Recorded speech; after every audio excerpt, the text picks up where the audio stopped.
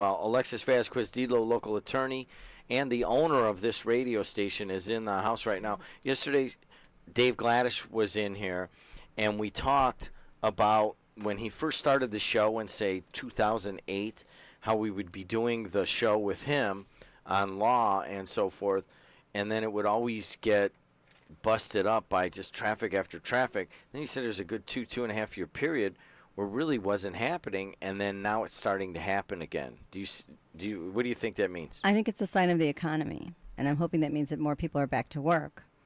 So, I mean, you drove up to law school there for 5 years ago to John Marshall, and yes. I mean, for over the past 2.5 years, if it had been like that, if it had been good traffic then, I mean, we could have saved hours, if not weeks of time, because it seemed like you were always calling me. I'm caught in traffic, either to or from. It's just not nearly as bad as it used to be. Right. Although yesterday I was in downtown Hammond, and we had a settlement conference at an attorney's office down there, and then I had to rush over to City of East Chicago for their 5 o'clock court call. And getting from the Rotunda over to Main and Columbus Drive, taking all those side roads, I got stuck by three trains, and then the traffic was terrible everywhere. And I thought, oh, I don't miss this, because I remember, when I lived in East Chicago, driving to Bishop Knoll, and just how much traffic and stress it was getting to Knoll and back, and that was just straight down Chicago Avenue, train after train. That doesn't really change. No, it was like amazing. I'm like, oh my God, there's still so much traffic over here. And when I was going over the bridge that goes like if you're on Columbus Drive, and I'm headed I get turned around. Am I headed west? East. And I'm headed east, and I'm going over the bridge, and I look over, and there's like 20 sets of tracks, 20 of them. What did they used to do with all those tracks? I mean, most of them have a lot of little sections of different trains and tankers and things on there. And I'm trying to think of what that would have been. Well, here's the deal. Right here to the north of the WJOB studios, there's a 9-span bridge. And yes. It's kind of odd that you say that. And that they flattened it completely. It's a beautiful flat area right now. Well, I talked to one of the guys that were building there, and he thought that there was a total of 23 new tracks going underneath the 9-span bridge. So you're going to get a similar look that are going right there. Right. Yeah. 219-845-1100. Gabby Hernandez is here. She's a senior at Highland High School. What's going on, Gabby? Well, it is currently 54 degrees in the region, but we have a great weekend of 80-degree weather to look forward to. Also, everyone should tune in at noon and listen to Stu, because he will be interviewing Jeff Pearlman, the author of Sweetness, a book on the life of Walter Payton. And this is the Jeff Pearlman. Who wrote the book then? Yes. No, Jeff Pearlman, some of the sports geeks that listen here in the morning will know who I'm talking about. He used to write for Sports Illustrated for many years, and he left, and he's had a couple of bestsellers, big books. And now he has moved in to write a book about Walter Payton that was not that flattering about Walter Payton. As a matter of fact, who was it that said they would spit on him if they saw him? Steve McMichael.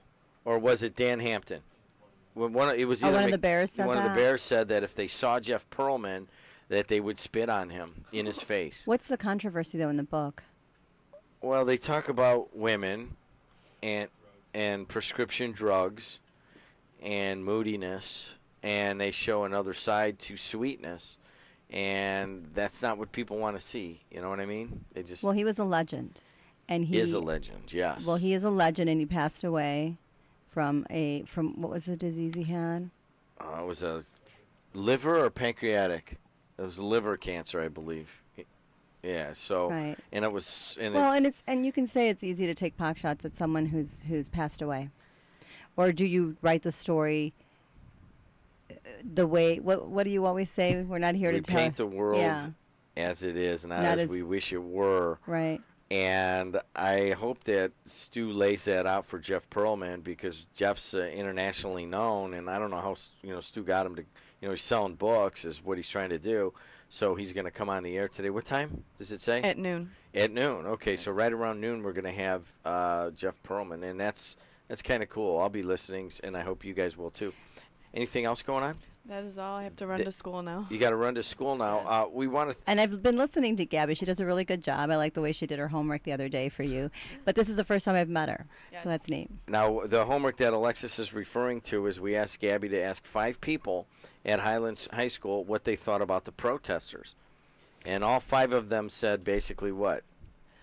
They weren't really informed. They weren't updated with the news. And you have been since. Yes, yes. I will make sure that I am from now on. Yeah, and what we're talking about is the Occupy Wall Street thing, and we'll talk about that in just a second. Gabby, go to school. Get good grades. Hold on a second. Any advancement on what school you might be going to next year? No, I'll tell you when I officially decide. Okay, and Well, who have you applied to? IU, Ball State, and Columbia. Columbia in Chicago. Downtown. Okay, I'm going to vote for Columbia. I'm going to vote for Ball State because they have the new Letterman. Ball State is the a Letterman good building. school. Have you seen I it? forgot it's about beautiful. that. It's beautiful. Letterman gave them so much money they didn't know what to do with, so they built this. It's like it is one of the top communication And it's schools. a state school. Yeah. Money-wise. A lot of pressure. Do you want to know something? My junior daughter asked me last night. She's like, Dad, I just don't want to go through the stress like our older daughter did of like applying and deciding and all that. And I'm like, you know what? That's life. Does she just want us to tell her where to go? Yeah. Because at the end, Jeannie would say, well, where should I go? Should I go to Wisconsin or should I go to Purdue? And we wouldn't tell her. I've been saying that every day. Yeah, but you know what? We're not going to. It's not, like when I said Columbia, I was just teasing because I wasn't going to say IU. I bet she winds up at IU. But anyways, It's Gabby, a good school. Rumor has you're it doing the a Big great Frank job. Sausage is going to be at the Haven House Taste of the Holidays, which takes place on the first Thursday of November annually. And I don't even know what year we're up to. I mean, we've done this quite many years. And for anyone who's interested, we're at Wicker Park probably about 5 o'clock on the first Thursday of November. And we've got all kinds of, holiday treats for people to savor. And then we usually have a taco booth, and then we have raffles, and we raise money for Haven House. And it's a good time, and yes, it's a lot of women, but don't let that scare you men. We're so sweet to men. As a matter of fact, and most of the time I stay away from like large groupings of women, but this one is filled with an inordinate amount of kind of cackling women who want to have a good time. When have you ever heard me cackle? Not you. Maybe but, whine. Maybe yell. Guitar. It's just a lot of fun. I mean, if you want to bring your husband along, I'll be there so we can talk football. Kenny in the Bennett corner. will be Kenny there. Bennett, Frank Mervan III usually stops by, and Greg Sanchez usually comes with his better half. So there is a grouping of guys that kind of just stay out of the way, but there's a bunch of decent food and the place smells so good because they have all the all the candles and potpourri and that kind of thing. But it's one of your biggest fundraisers for Haven House, and the date, you don't remember the date on that, do you? Well, I don't have a calendar in front of me. It's the first Thursday in November. First Thursday in November. So it is coming up, and of course we'll pump the heck out of that as we get closer. Hey, let's talk about one of our sponsors going to Washington and testifying in front of Congress. You didn't even know this, did you? No, I didn't. Really proud of Peter Corellis. Pete Corellis of Hammond, Indiana, Hammond High, 1979. He and Tharp and Runyon and Tommy Franks, Scott Summers, kind of a good group of athletes coming through Hammond during the 70s and culminating with some real success on the high school level. I remember Scott Summers at Bishop Knoll. Did he switch over to Hammond at some point? You know what? Because that's I'm my sorry. year that I graduated. You know what? I'm so sorry. He was one of their guys at 168. Corellis is one of Corellis' best friends. Okay. But they all kind of hung out together at the time, and I knew them through my cousins also. But Pete Corellis testified in front of Congress on Wednesday, and it had to do with regulations and the regulatory environment and what they considered some almost dangerous new regulations they were talking about. I'll just read what Pete had to say to Congress here. He says, "My name is Pete Corellis, and I am president of Corellis Roofing Company in Hammond, Indiana. I am testifying on behalf of the National Roofing Contractors Association, which was founded in 1886. They have 400 members in 50 states, okay?